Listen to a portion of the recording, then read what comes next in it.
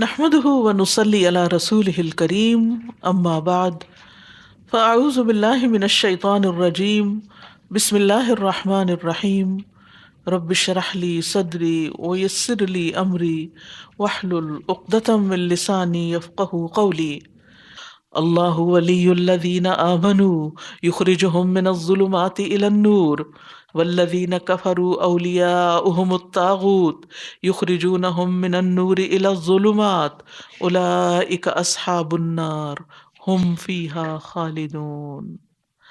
اللہ ان لوگوں کا دوست ہے جو ایمان لائے، وہ انہیں اندھیروں سے نور کی طرف نکال لاتا ہے، اور وہ جنہوں نے کفر اختیار کیا ان کے دوست طاغوت ہیں جو انہیں نور سے اندھیروں کی طرف نکال لے جاتے ہیں، یہی لوگ آگ کے ساتھی ہیں جو اس میں ہمیشہ رہنے والے ہیں۔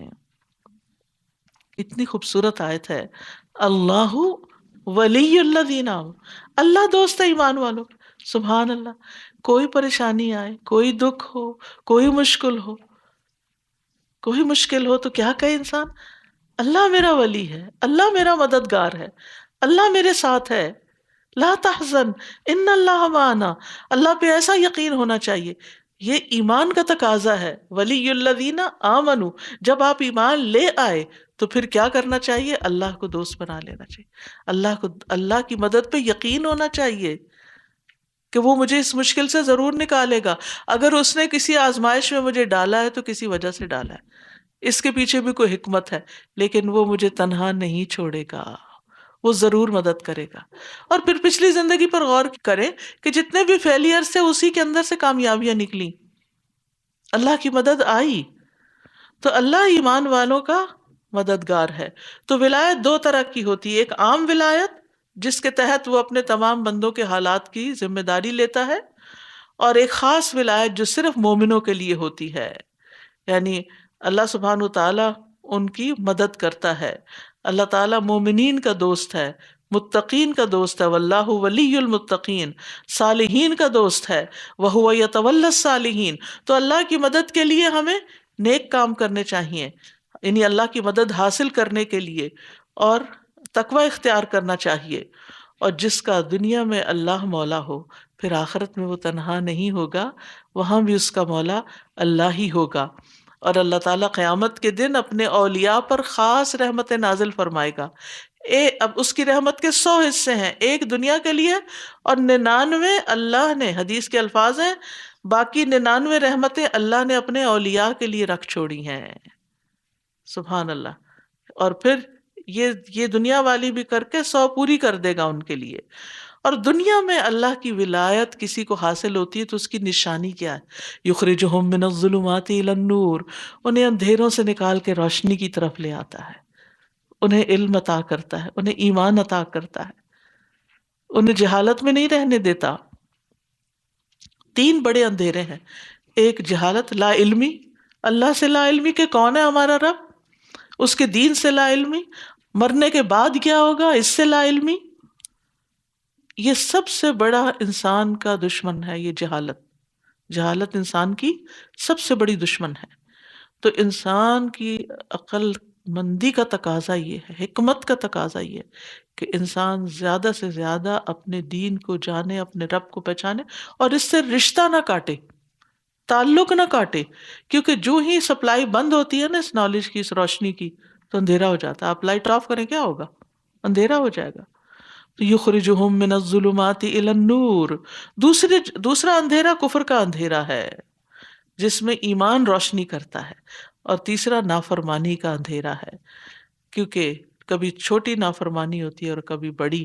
جب انسان اللہ کی نافرمانی کر بیٹھتا ہے نا تو دل پہ اندھیرا سا آ جاتا ہے، آپ کے دل کی حالت بدل جاتی ہے، دل میں وہ خوشی اور وہ سکون نہیں رہتا۔ تو ان 3 اندھیروں کے مقابلے میں 3 نور چاہیے، ہدایت چاہیے، ایمان چاہیے، تقوی چاہیے، اور یہ اللہ تعالیٰ ایمان والوں کو عطا کرتا ہے۔ والذین کفروا اولیاؤہم الطاغوت، اور جنہوں نے کفر کیا ان کے دوست طاغوت ہیں جو انہیں اپنی بندگی کی طرف بلاتے ہیں۔ یخرجونہم من النور الی الظلمات، جو انہیں نور سے اندھیروں کی طرف لے جاتے ہیں۔ انا للہ و انا الیہ راجعون۔ یہاں اشارہ ہے ان لوگوں کی طرف جو ایمان لا کر پھر مرتد ہو گئے، کفر کی طرف چلے گئے. پیچھے کوئی نہ کوئی طاغوت تھا، کسی نہ کسی نے ان کو بہکایا، کیونکہ وہ تو مسلمان پیدا ہوئے تھے یا اسلام قبول کیا تھا. دوسرے، علم آنے کے بعد قرآن سے بالکل پیٹھ پھیر لینا، دین سے بالکل منہ موڑ لینا، اور صرف دنیا دنیا دنیا، یہ بھی انسان کے لیے روشنیوں سے اندھیروں کی طرف جانا ہے. ہم اس دنیا میں رہتے ہیں اور اس سے ہم بھاگ نہیں سکتے، ہمیں یہی اسی میں ہیں، اور لوگوں سے بھی نبھانا ہے، کام کاج بھی ہے، بہت ساری ذمہ داریاں ہماری. لیکن اس میں سے ایک ذمہ داری یہ بھی ہے کہ ہم اس قرآن کا نور مسلسل اپنے دل پر ایک پروگرام کے تحت کرتے رہیں، یعنی اس سے استفادہ کرتے رہیں. کیونکہ مجالس کے اندر فرشتے نازل ہوتے ہیں، ایک تقویت ملتی ہے، ایک استقامت ملتی ہے. تو اس لیے اس یعنی سلسلے کو نہیں چھوڑنا چاہیے، جہاں بھی آپ کے لیے ممکن ہو، یعنی باقاعدہ علم حاصل کرتے رہیں، تعلیم حاصل کرتے ہیں. اور سورۃ الرحمن کا تو موضوع شروع کہاں سے ہوتی ہے؟ الرحمن علم القرآن، اور قرآن آہستہ آہستہ نازل ہوا، تھوڑا تھوڑا کر کے نازل ہوا. تو اس لیے اس سے تعلق جوڑے رکھیں. اور پھر اسی طرح یہ ہے کہ جہاں کہیں ایمان کو خطرہ ہو وہاں ہاتھ نہ ڈالیں، اس سے بچ کے رہیں. اور پھر اسی طرح یہ ہے کہ غفلت میں پڑھنے سے، غفلت کے اندھیروں میں نہ جائیں، ایسی مجالس سے بچیں، ایسے لوگوں سے بچیں، ایسے ماحول میں مستقل طور پر نہ رہیں. اگر کسی ضرورت مجبوری کے تحت جانا بھی پڑے تو فوراً نکل کے پھر واپس روشنی کی طرف، تاکہ ہماری موت ایسے حالت میں نہ آئے کہ شیطان ہمارے اوپر قابو پائے ہوئے ہو. پھر ان باتوں کو، یہ جو یہاں پر بات کی گئی کہ اللہ ایمان والوں کا ولی ہے، دوست ہے، انہیں اندھیروں سے روشنی کی طرف لاتا ہے، ان کا ایمان مضبوط کرتا ہے، انہیں علم عطا کرتا ہے، ان کے یقین میں اضافہ کرتا ہے. تو اس کی عملی مثالیں 3 واقعات کے ذریعے دی گئیں. الم تر الی الذی حاج ابراہیم فی ربہ ان آتاہ اللہ الملک اذ قال ابراہیم ربی الذی یحیی ویمیت قال انا احیی وامیت قال ابراہیم فإن اللہ یأتی بالشمس من المشرق فأت بها من المغرب فبہت الذی کفر واللہ لا یہدی القوم الظالمین. کیا آپ نے اس شخص کی طرف نہیں دیکھا جس نے ابراہیم سے اس کے رب کے بارے میں جھگڑا کیا تھا، اس بنا پر کہ اللہ نے اسے بادشاہت عطا کر رکھی تھی؟ جب ابراہیم نے اس سے کہا کہ میرا رب وہ ہے جو زندگی دیتا ہے اور موت دیتا ہے، اس نے کہا میں زندگی دیتا ہوں اور میں موت دیتا ہوں. ابراہیم نے کہا ایسا ہے تو بے شک اللہ سورج کو مشرق کی طرف سے لاتا ہے تو تم اس کو مغرب کی طرف سے لے آؤ. تو اس بات پر وہ شخص جو کفر اختیار کیے ہوئے تھا ہکا بکا رہ گیا، اور اللہ ظالم لوگوں کو ہدایت نہیں دیتا. یہ شخص کون تھا جس نے ابراہیم علیہ السلام سے رب تعالیٰ کے بارے میں جھگڑا کیا تھا؟ کہا جاتا ہے کہ یہ بابل کا بادشاہ نمرود بن کنعان یا نمروز زائی کے ساتھ بھی وہ تھا. ابراہیم علیہ السلام نے جب اس کے بادشاہ ہونے کا انکار کیا تو اس نے پوچھا تمہارا رب کون ہے؟ کیونکہ اس زمانے کے بادشاہ اپنے آپ کو رب کہتے، جیسے فرعون کیا کہتا تھا، انا ربکم الاعلی. تو اس نے کہا کہ میں ہی رب ہوں. تو آپ نے فرمایا کہ میرا رب تو وہ ہے جو زندہ کرتا ہے اور مارتا ہے. اس نے کہا میں بھی یہ کرتا ہوں. تو قید خانے سے 2 قیدی منگوائے، ایک کو مار دیا، ایک کو چھوڑ دیا. کہا دیکھ لیا، میں جس کو چاہتا ہوں زندہ رکھتا ہوں، جس کو چاہتا ہوں موت دے دیتا ہوں. تو ابراہیم علیہ السلام نے فوراً کہا میرا رب تو وہ ہے جو سورج کو مشرق سے نکالتا ہے، اگر تم رب ہو تو پھر مغرب سے نکال کے دکھاؤ. تو اس کے پاس کوئی جواب نہیں تھا، وہ لاجواب ہو گیا. تو اللہ ہی ہے ہمارا رب اور سب کا رب. تو اس نے یہ بات کیوں کہی تھی؟ کیونکہ اس کے پاس بادشاہت تھی. ان آتاہ اللہ الملک، ٹھیک ہے. تو ابراہیم علیہ السلام نے اس کو دلیل دے بھی دی، لیکن واللہ لا یہدی القوم الظالمین، اللہ ظالم لوگوں کو ہدایت نہیں دیتا. تو اس شخص کو ہدایت نہیں ملی کیونکہ اس کا ماحول اور اس کے دوست وہ کیا تھے؟ طاغوت تھے. ابراہیم علیہ السلام ایک روشنی لے کر اس کے پاس آئے تھے، لیکن اس نے وہ قبول نہیں کی، لہٰذا وہ اندھیروں میں ہی رہا.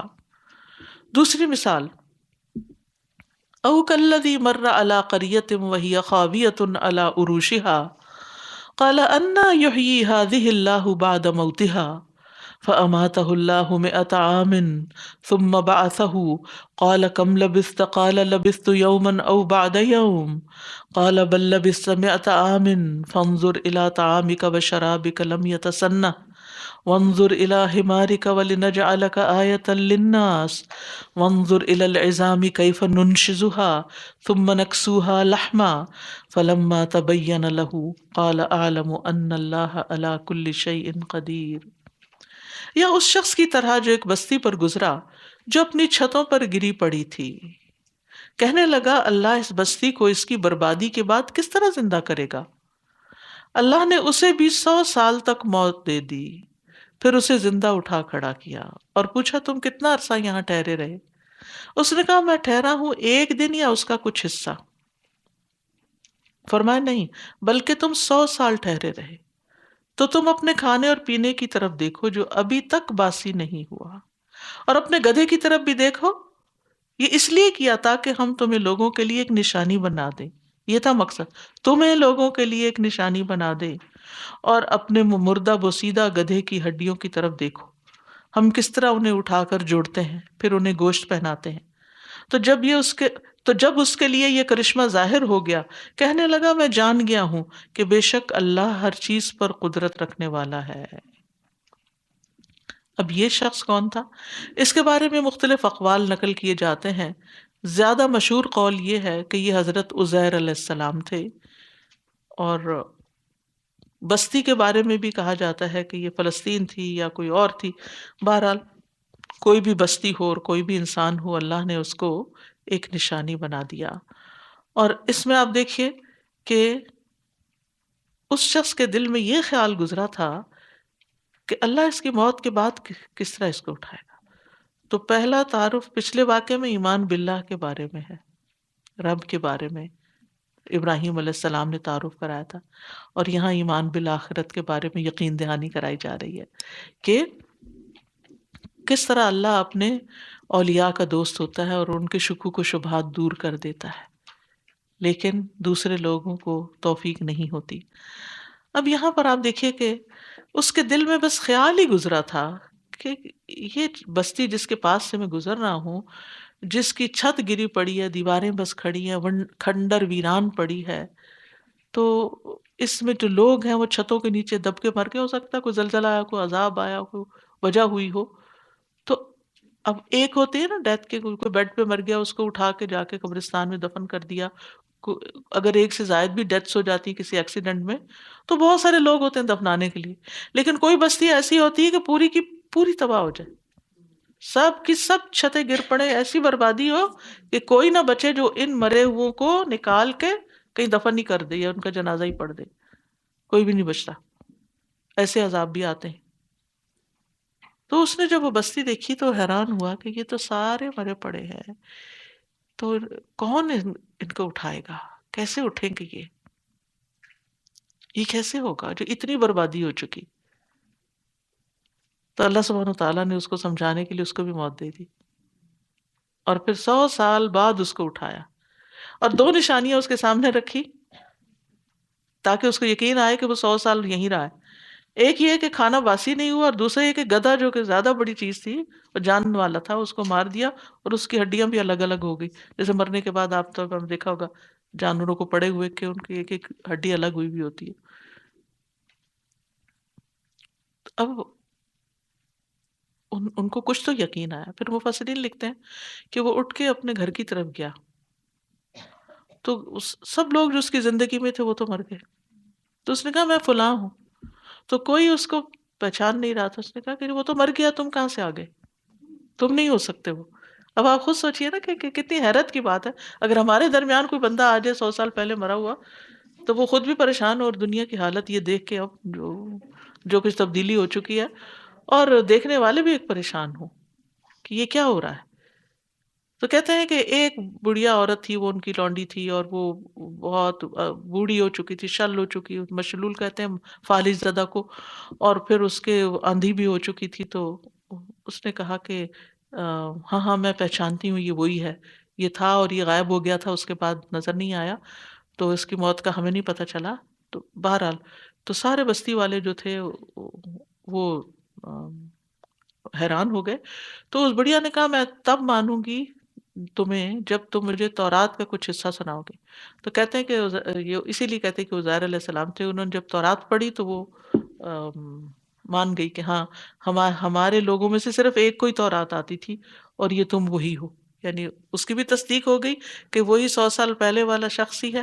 اور لوگوں کو بھی، تو وہ لوگ بھی آخرت پر یقین نہیں رکھتے تھے، ان کو یقین آ گیا کہ واقعی اللہ مردوں کو اٹھائے گا. تو اللہ ولی الذین آمنوا یخرجہم من الظلمات الی النور، ان کا ایمان نہیں تھا آخرت پر، تو کیا ہوا؟ اس نشانی کو دیکھ کے وہ مومن ہو گئے. نشانی تو نمرود کو بھی دکھائی گئی تھی لیکن وہ مومن نہیں ہوا. تو بہرحال اس واقعے سے احیاء موتا کا اس بات پتہ چلتا ہے کہ اللہ سبحانہ و تعالیٰ 100 سال بعد زندہ کر سکتا ہے تو 1000 سال بعد بھی زندہ کر سکتا ہے، لاکھوں کروڑوں سال بھی، جب تک چاہے موت دے دے، سب کو ہی ختم کر دے. آپ کو معلوم ہے نا کہ فرشتے بھی ایک ایک کر کر کے ختم ہو جائیں گے، حتیٰ کہ صرف اور صرف ایک اللہ کی ذات باقی رہے. کل من علیہا فان ویبقى وجہ ربک ذو الجلال والاکرام، صرف اللہ کی ذات باقی رہی. تو اس وقت اللہ تعالیٰ پوچھیں گے این ملوک الدنیا، دنیا کے بادشاہ کہاں ہیں؟ اور اللہ سبحانہ تعالیٰ انتہائی غضبناک ہوں گے. تو این الجبارون این المتکبرین، تو اصل تو بادشاہت اللہ رب العزت ہی کی ہے. تو بہرحال اللہ رب العزت پھر زندہ کرے گا بندوں کو آخرت میں بھی، جیسے وہ دنیا میں زندہ کر سکتا ہے.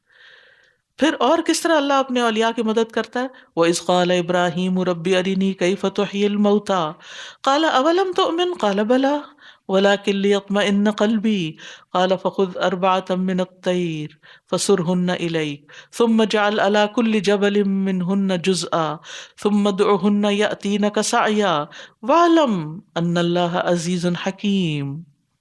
اور وہ وقت بھی یاد کرو جب ابراہیم علیہ السلام نے کہا اے میرے رب مجھے دکھا کہ تو مردوں کو کس طرح زندہ کرے گا. فرمایا کیا بھلا تم ایمان نہیں رکھتے؟ اس نے کہا کیوں نہیں، لیکن یہ سوال اس لیے کر رہا ہوں تاکہ میرا دل مطمئن ہو جائے، عین الیقین ہو جائے. فرمایا تم مختلف پرندوں میں سے 4 لو، پھر انہیں اپنے سے مانوس کر لو، پھر ان کو ذبح کر کے ان کے ٹکڑوں میں سے ہر پہاڑ پر ایک حصہ رکھ دو، پھر انہیں بلاؤ، وہ سب تمہارے پاس دوڑتے ہوئے آ جائیں گے، اور جان لو کہ بے شک اللہ بہت زبردست ہے، خوب حکمت والا ہے. تو یہاں جب انہوں نے کہا نا ارنی کیف تحیی الموتى، تو انہوں نے یہ نہیں کہا کہ مجھے شک ہے کہ زندہ نہیں ہوگے دوبارہ. ابراہیم علیہ السلام کا ایمان موجود تھا. کیفا کا سوال ہے، یہ ہوگا کیسے؟ سمجھ گئے؟ کیسے ہوگا؟ یعنی وہ یہ نہیں کہتے تھے میں نہیں مانتا کہ یہ ہوگا، نعوذ باللہ، وہ تو ایمان لانے والوں میں سب سے پہلے تھے، لیکن ان کو یہ تھا کہ کس طرح یہ چیز ہوگی. تو اللہ سبحانہ تعالیٰ نے اپنے دوست کی مدد کی اور اس کے سامنے وہ سب کچھ کھول کے رکھ دیا کہ ایک آواز سے سب آ جائیں گے. اللہ تعالیٰ جب حکم دیں گے سور پھونکنے کا تو سور کی آواز سنتے ہی سب مرے ہوئے اٹھ کے کھڑے ہو جائیں گے. کچھ مشکل نہیں اللہ تعالیٰ کے لیے. تو ابراہیم علیہ السلام نے شک نہیں کیا بلکہ ان کو یقین تھا اور ان کے اطمینان میں مزید اضافہ ہوا. اور عین الیقین خبر الیقین سے بہرحال زیادہ قوی ہوتی ہے. تو انہوں نے خبر تو سن رکھی تھی لیکن آنکھوں سے اب دیکھا تھا. وہ حدیث میں آتا ہے لیس الخبر کالمعاینہ، سنی سنائی خبر عینی مشاہدے کی طرح نہیں ہوتی.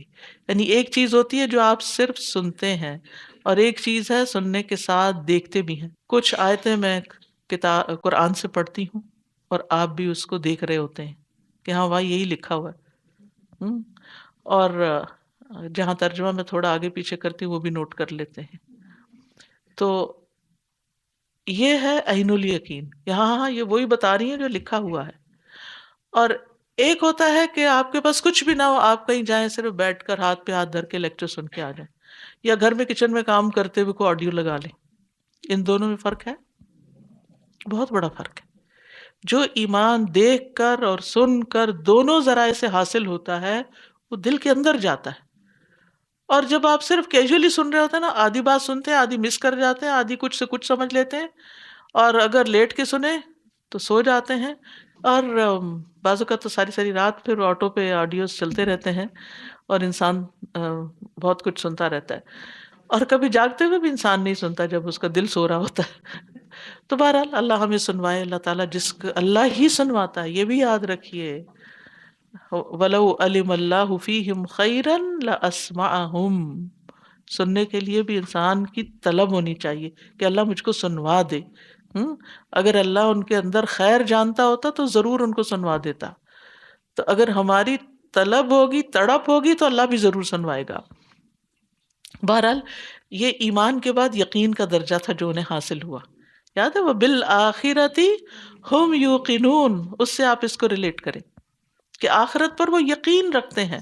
یعنی یقین جو ہوتا ہے وہ پورا ایمان ہوتا ہے کہ جس میں کسی قسم کا کوئی شک نہیں ہوتا، اور یہ دنیا کی بہت بڑی نعمت ہے۔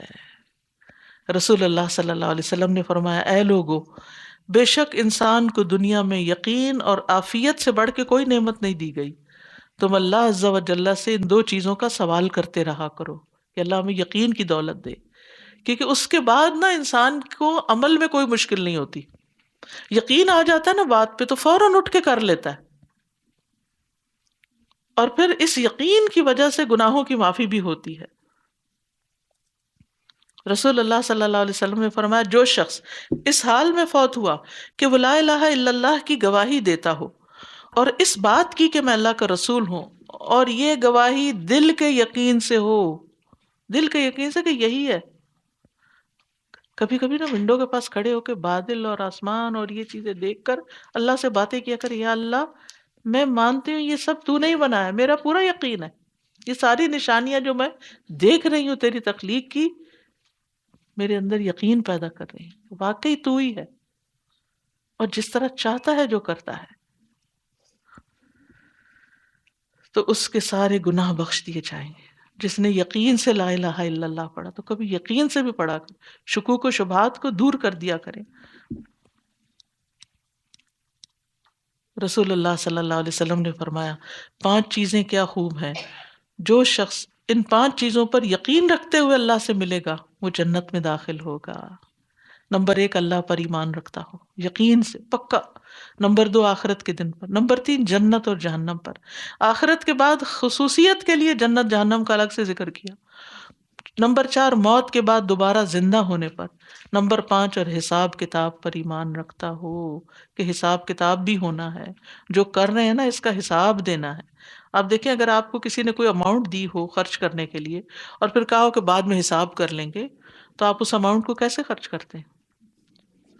گن گن کے، سوچ سمجھ کے، اور ساتھ اس کا ریکارڈ بھی مینٹین کرتے ہیں کہ بھول نہ جاؤں میں کچھ، میں نے حساب دینا ہے۔ پھر اس کے بعد جن کے اندر یقین ہوتا ہے ان کا عمل کیا ہوتا ہے، وہ اللہ کی راہ میں بے دریغ خرچ کرتے ہیں بغیر کسی شک و شبہ کے، وہ دیتے چلے جاتے ہیں کیونکہ انہیں یقین ہے یہ واپس ملنا ہے۔ دیکھیں ہم اپنی امانت کس کے پاس رکھتے، جس کے، یعنی آپ کو اگر کہیں جانا ہو تو آپ اپنے گھر کی چابیاں یا اپنا زیور یا کوئی بھی چیز اگر کچھ عرصہ ٹریولنگ پر ہو تو کس کے حوالے کریں گے؟ جس پر آپ کو پکا یقین ہو کہ یہ حفاظت کر سکتا۔ صرف شرافت بھی کافی نہیں، یہ بھی یقین ہونا چاہیے کہ وہ واقعی اس کو سنبھال کے رکھے گا، اور آپ اپنا سب کچھ دے جاتے ہیں کہ یہ تم سنبھالو۔ یہ یقین سے ہوتا ہے، اس کو یقین کہتے ہیں۔ تو جس کو یقین ہو کہ اللہ سے بڑھ کے کوئی حفاظت کرنے والا ہے ہی نہیں ہمارے مال کی، تو وہ خرچ کرتے ہوئے کیسے جھجکے گا؟ وہ خوشی سے دے گا اللہ کے، یہ جو یہاں رہ گیا یہ تو ضائع ہو جائے گا، بچ جائے گا، کوئی اور لے جائے گا، جو اللہ کے پاس جائے گا وہ محفوظ ہوگا۔ جس کا یہ مطلب نہیں سارا کچھ ہی دے دے، لیکن دیتے رہیں، خیر کے کاموں میں خرچ کرتے رہیں۔ فرمایا مثل الذین ينفقون اموالهم فی سبیل اللہ کمثل حبۃ انبتت 7 سنابل فی کل سنبلۃ 100 حبۃ واللہ یضاعف لمن یشاء واللہ واسع علیم۔ ان لوگوں کی مثال جو اپنا مال اللہ کے راستے میں خرچ کرتے ہیں ایک دانے کی مثال کی طرح ہے جس نے 7 بالیاں اگائیں، ہر بالی میں 100 دانے ہیں، اور اللہ جس کے لیے چاہتا ہے اور بھی زیادہ بڑھا دیتا ہے، اور اللہ وسعت والا، خوب جاننے والا ہے۔ تو یہ اللہ کے راستے میں خرچ کرنے کی مثال دی جا رہی ہے۔ اللہ کے راستے کا مطلب کیا ہے؟ اللہ کی رضا کے لیے خرچ کرنا، اللہ کے دین کے لیے خرچ کرنا۔ رسول اللہ صلی اللہ علیہ وسلم نے فرمایا، لوگوں میں سب سے افضل یا بہتر آدمی وہ ہے جو اللہ کے راستے میں اپنے مال اور اپنی جان کے ساتھ جہاد کرتا ہے۔ اس کے بعد اس مومن کا درجہ جو گھاٹیوں میں سے کسی گھاٹی میں اپنے رب کی عبادت کرتا ہے اور لوگوں کو اپنے شر سے دور رکھتا ہے۔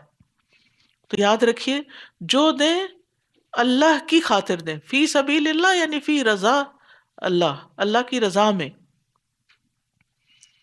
یعنی اس میں کوئی ریاکاری نہ ہو، دکھاوا نہ ہو، دے کے احسان نہ ہو، اور خراب چیز نہ دی جائے، اللہ کی راہ میں پسندیدہ چیز خرچ کی جائے۔ یہ سب تفصیلات آگے آئیں گی۔ رسول اللہ صلی اللہ علیہ وسلم نے فرمایا، سب سے افضل صدقہ اللہ کے راستے میں خیمے کا سایہ مہیا کرنا ہے، یا اللہ کے راستے میں خادم دینا ہے، یا اللہ کے راستے میں ایسی اونٹنی دینا جو اونٹ کے قابل ہو، یعنی بچے جن سکتی ہو۔ تو اس میں آپ دیکھیے کہ ورائٹی بتائی گئی ہے کہ کیا کیا آپ اللہ کے راستے میں دے سکتے ہیں۔ صرف مال ہی نہیں، بلکہ کوئی بھی چیز جس سے اللہ کے دین کی خدمت میں وہ ریسورس بنے، کام آئے۔ پھر اسی طرح رسول اللہ صلی اللہ علیہ وسلم نے فرمایا، جس نے اللہ عز و جل کے راستے میں ایک جوڑا خرچ کیا، یعنی ایک چیز کی بجائے دو دی، پیر دیا، وہ جنت کے 8 دروازوں میں سے جس سے چاہے گا اللہ اسے داخل کر دے گا، یعنی اس کی چوائس پر ہے کہ مجھے اس طرف سے جانا ہے۔ جوڑے سے مراد کیا ہے؟ یعنی صرف سنگل چیز نہیں، جیسے روٹی دی ہے تو سالن بھی ساتھ، یہ جوڑا ہو گیا، ٹھیک ہے۔ قمیص دی ہے تو شلوار بھی ساتھ، جوڑا ہو گیا۔ بکری دی ہے تو بکرا بھی ساتھ، جوڑا ہو گیا، ٹھیک ہے۔ یعنی جو بھی چیز دیں اس کو کارآمد بنا کے دیں، کیونکہ بعض اوقات ہم کوئی ایک چیز پکڑا دیتے ہیں نا، وہ بےچارے کی نہ ادھر کی نہ ادھر کی، یعنی کسی کام بھی نہیں آتی وہ۔ پھر اسی طرح فرمایا، اور یہ آپ مثال آپ دیکھیں کہ ایک دانہ کتنا سا ہوتا ہے، ایک گندم کا دانہ اتنا سا ہوتا ہے، گر جائے تو اٹھانا مشکل ہوتا ہے زمین سے، لیکن اگر وہ مٹی میں گرے تو وہاں سے اتنا پھلتا پھولتا ہے کہ اتنا زیادہ اجر ہو جائے۔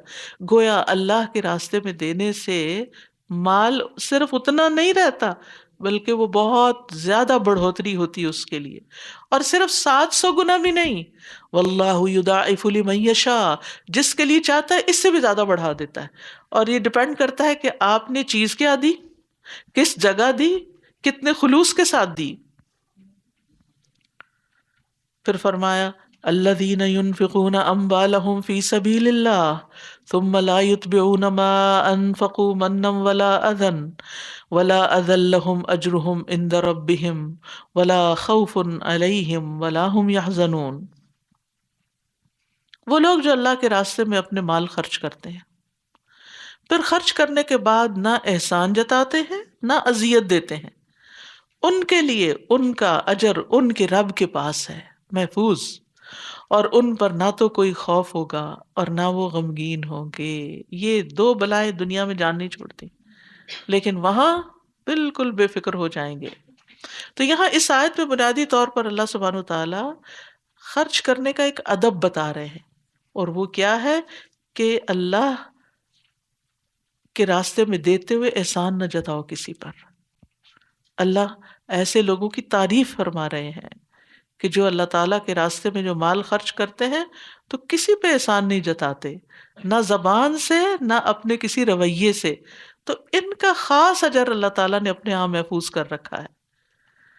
اور احسان جتانے کا مطلب کیا ہوتا ہے کہ مثلا انسان گنے جو دیا ہو، یعنی ایک شخص جو تھا وہ دوسرے کو کہہ رہا تھا کہ میں نے تمہیں یہ بھی دیا، یہ بھی دیا، یہ بھی دیا، تو ایک امام تھے وہ پاس سے گزرے تو کہا کہ یہی تو احسان جتانا ہوتا ہے، یعنی جب آپ کسی کو دے کے گننا شروع کر دیں، چاہے اپنے بچے ہی کیوں نہ ہو، تمہاری ایجوکیشن پہ کیا، تمہاری شادی پہ کیا، تمہیں گھر لے کے دیا، تمہیں فلاں کیا فلاں کیا، نو وے، نہیں۔ اس سے آپ نے دے کے جو ایک محبت پیدا ہوئی تھی نا ان کے اندر، یا آپ کی، وہ کھو دی، آپ نے اپنے آپ کی قدر خود کھو دی اپنے بچوں کے دل سے جب آپ نے گنوایا، گننا نہیں چاہیے۔ پھر اسی طرح دوسری چیز کیا ہے؟ اذیت، اذیت دینا، یعنی ایسی بات کہ جس سے دوسرے کو تکلیف پہنچے، چاہے مال کے متعلق ہو یا پھر اس کے علاوہ کسی اور چیز میں اس کو اذیت دے۔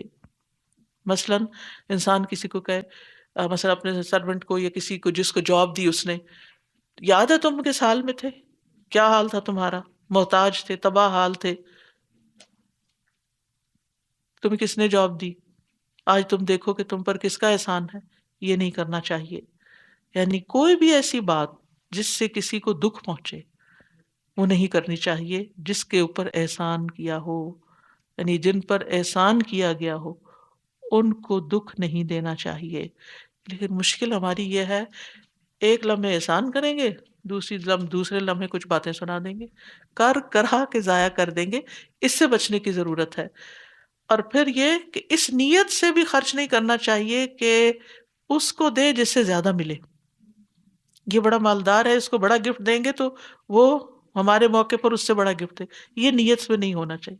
اگر ایسا کوئی خیال ہے دل سے نکال دینا چاہیے کہ نہیں، میں اپنی حیثیت توفیق کے مطابق جو دینا دے سکتی ہوں دے رہی ہوں، اور یہ میں اللہ کے لیے دے رہی ہوں۔ اس کے بعد کوئی غم ہی نہیں رہے گا، وہ دے گا، وہ نہیں دے گا، وہ بھول جائے گا، اس کو یاد بھی نہیں آپ رہیں گے، ڈزنٹ میٹر۔ جس کے لیے دیا، جس کے پاس چلا گیا، وہ اس کے پاس نہیں جاتا۔ آپ یوں سمجھا کریں کہ انسان کو چیز دی ہے نا، یہ اللہ کے پاس چلی گئی ہے۔ تو یاد رکھیے، ایسے لوگوں سے اللہ محبت کرتا ہے جو محسنین ہوتے ہیں، لیکن احسان کر کے جو اذیت دیتے ہیں اللہ ان سے نفرت بھی کرتا ہے۔ ابو ذر کہتے ہیں میں نے رسول اللہ سے پوچھا صلی اللہ علیہ وسلم، وہ کون لوگ ہیں جن سے اللہ نفرت کرتا ہے؟ آپ نے فرمایا وہ تاجر جو قسمیں کھاتا ہے، یا وہ بیچنے والا جو قسمیں کھاتا ہے، یا وہ بخیل جو احسان جتلاتا ہے، یا وہ فقیر جو تکبر کرتا ہے۔ رسول اللہ صلی اللہ علیہ وسلم نے فرمایا 3 قسم کے افراد کی نہ فرضی عبادت قبول ہوتی ہے نہ نفلی۔ نمبر 1، والدین کا نافرمان، والدین کا نافرمان، بد سلوک، جو ماں باپ کے ساتھ اچھا سلوک نہ کرے، اس کی نمازیں اور باقی باتیں بھی قبول نہیں۔ نمبر 2، احسان جتلانے والا، اور نمبر 3، تقدیر کو جھٹلانے والا۔ قیامت کے دن اللہ تعالیٰ ایسے لوگوں سے کلام بھی نہ کریں گے، نہ ان کی طرف دیکھیں گے، نہ ان کو پاک کریں گے۔ نبی صلی اللہ علیہ وسلم نے فرمایا احسان جتلانے والا، ماں باپ کا نافرمان اور عادی شرابی جنت میں نہیں جائیں گے، کیونکہ یہ انتہائی بڑے جرم ہیں۔ پھر آلٹرنیٹ دے دیا، قول معروف و مغفرۃ خیر من صدقۃ یتبعها اذی واللہ غنی حلیم۔ اچھی بات کرنا اور درگزر کر دینا اس صدقے سے بہت بہتر ہے جس کے بعد اذیت دی جائے، اور اللہ بہت بے نیاز ہے، بے حد بردبار ہے۔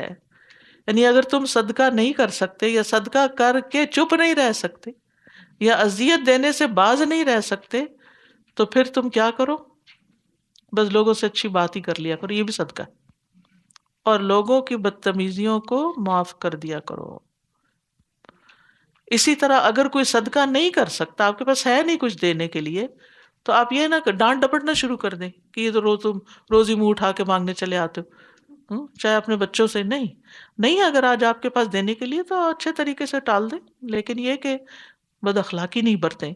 کوئی صدقہ نہیں کر سکتا تو معذرت کر لے، ایکسکیوز کر لے، اور اگر سائل اصرار کرتا چلا جائے اور بدتمیز ہو جائے تو پھر درگزر سے کام لے کہ کوئی بات نہیں۔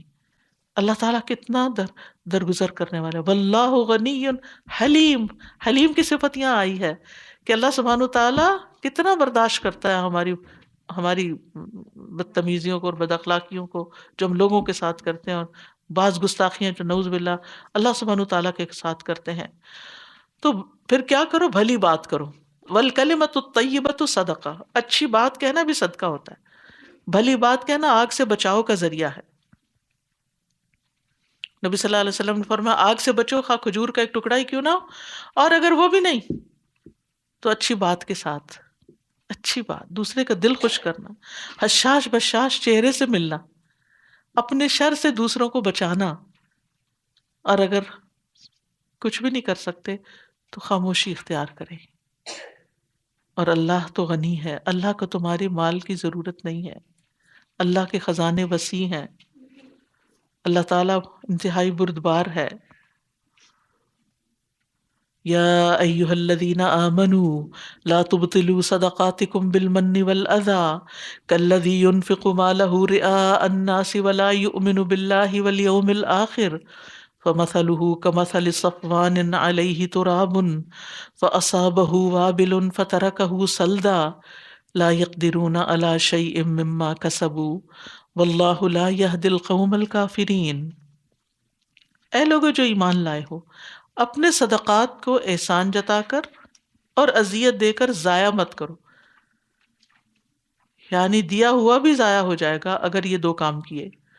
پھر مثال سے سمجھایا، اس شخص کی طرح جو اپنا مال لوگوں کو دکھانے کے لیے خرچ کرتا ہے، اس کا بھی ضائع ہوتا ہے. یہ تین ہو گئے جن کے مال ضائع ہوتے ہیں. اور اللہ اور یوم آخرت پر ایمان نہیں رکھتا تو اس کی مثال چکنے پتھر کی طرح ہے. اس کی مثال چکنے پتھر کی مثال کی طرح ہے جس پر مٹی ہو، پھر اس پر تیز بارش پڑے تو اس کو صاف چٹان کی طرح چھوڑ دے، اور جو کچھ انہوں نے اجر کمایا اس میں سے بھی کسی چیز پر وہ قدرت نہیں رکھیں گے، اور اللہ کفر کرنے والوں کو ہدایت نہیں دیتا. تو اس سے یہ پتہ چلتا ہے کہ ریاکار کو اس کے صدقات کا کوئی فائدہ حاصل نہیں ہوتا. جو صدقہ دے کر احسان جتائے یا تکلیف دے اور ریاکاری کے ساتھ خرچ کرے. اب یہ جو مثال ہے کہ چکنا پتھر، ایک ہوتے ہیں عام پتھر، لیکن ایک ہوتے ہیں جو بالکل ملائم ہوتے ہیں، جیسے عموماً جیسے پانی میں سے نکلے ہوئے. لیکن یہاں چھوٹا پتھر نہیں، یہ بڑا پتھر مراد ہے، چٹان مراد ہے، جس کے اوپر گرد و غبار پڑے تو جو اس پاس سے گزرے وہ دیکھے کہ واہ کیا، یعنی کتنی مٹی پڑی ہوئی ہے جس پر کچھ اگایا جائے تو بہت کچھ اگ سکتا ہے. دھوکا ہے نا نظر کا، اس کو نہیں پتا اس کے اندر کیا ہے. تو دل کے اندر کیا نہیں پتا کسی کے، یہ کس نیت سے کوئی دے رہا ہے، اپنے آپ کو منوانے کے لیے، اپنا روب جتانے کے لیے، کوئی کام نکلوانے کے لیے، کیا مقصد کیا ہے اس کے پیچھے. تو وہ مقصد کیا ہے، وہ چٹان کی طرح اندر چھپا ہوا ہے، اور وہ چٹان اس کا دل ہے، پتھر سنگ دل، کہ جس میں نہ اللہ کا خوف ہے اور نہ بندوں کے لیے کوئی ہمدردی ہے، صرف مطلب کے تحت دکھاوے شہرت کے لیے خرچ کرتا ہے، اور پھر خرچ کر لے تو اس کے بعد ذلیل بھی کرتا ہے. تو ایسا شخص جو ہے وہ وقتی طور پر اگر لوگ اس سے دھوکا کھا بھی جائیں، اس کو دنیا میں کوئی ناموری مل بھی جائے، تو جیسے بارش پتھر کو دھو دیتی ہے ایسے ہی موت آئے گی اور اس کے عمل میں کچھ بھی نہیں ہوگا، صاف ستھرا ہوگا پتھر کی طرح، صاف عمل، صاف پلیٹ ہوگی اس کے نامہ اعمال کی، اس میں کوئی نیکی نہیں، سب ضائع کر دی. ایک طرح کہ نیکیاں کرتے ہیں برائیاں بھی کرتے ہیں تو نیکیوں کا پلہ بھاری ہو گیا، وہ تو نیکیاں کر کے ہی اس نے تباہ کر دی، خود ہی ضائع کر دی. تو یاد رکھیے دکھاوے کے لیے بھی خرچ نہیں کرنا چاہیے، کسی کی نظروں میں جشنے کے لیے خرچ نہیں کرنا چاہیے کہ لوگ کہیں کتنا سخی ہے. اچھا ہمارے ہاں مشکل یہ نا، جب کوئی فوت ہو جاتا ہے تو اس کی سخاوت کے بڑے چرچے ہوتے ہیں. چلے وہ مر گیا، اس کو تو کوئی فرق نہیں پڑتا، اس کے تو ثواب بھی ملے گا اس تعریف کا، لیکن ہوتا کیا ہے باقی لوگ پھر اس دکھاوے کے لیے کہ ہمارے بھی مرنے کے بعد ہمارے چرچے ہوں، پھر وہ اسی قسم کے کام شروع کر دیتے ہیں. تو ان معاملات میں بھی حد سے نہیں بڑھنا چاہیے، اور جھوٹی تعریفیں بھی نہیں کرنی چاہیے کیونکہ وہ بھی انسان کو بگاڑ دیتی ہیں. آج کے پروگرام کا وقت ختم ہوا، کل انشاءاللہ باقی حصہ کنٹینیو کریں گے. وآخر دعوانا ان الحمد للہ رب العالمین. سبحانک اللہم وبحمدک، اشہد ان لا الہ الا انت، استغفرک واتوب الیک. السلام علیکم ورحمۃ اللہ وبرکاتہ.